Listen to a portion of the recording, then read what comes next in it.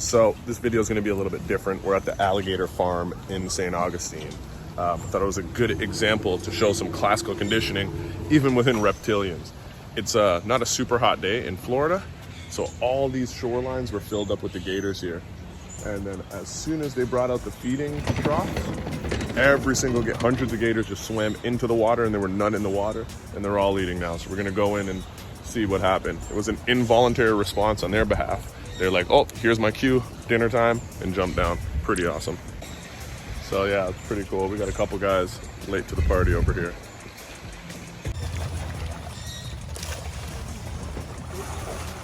All right, I'm back from the alligator farm. And I thought that was obviously, like I said, a really good example of classical conditioning. And I know there's gonna be some sticklers in here, but I just like to break it down for kind of the knuckle dragger crowd like myself. I'm amongst them. What classical conditioning is that a previously kind of neutral stimuli. So in the alligator's case, it would be that kind of feed trough or those wheelbarrows going down, which before would mean nothing to them, has been paired with feeding time or paired with a desirable, something that the alligator wants. And what happens through repetition is that it makes a cue. It becomes a cue. And at first it becomes that cue, like, oh, feeding time is happening. Eventually it elicits the same response physiologically as when feeding time happens. If you guys are unfamiliar with Pavlo, check him out. He's the guy that had that little bell, and the dogs would salivate every time they heard the bell.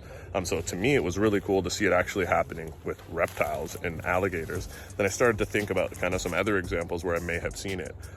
And I came across, I'm not gonna put it in the video because I'll probably get some copyright issues, but there's fish farmers, and the one that I've seen specific, I think, was in Thailand, and they have like these ponds, and every time before feeding, they'll take like a piece of wood and bang it on a tree right by the pond, and you would see all the fish in that pond start to get super active because they've been classically conditioned that banging sound and that vibration means food.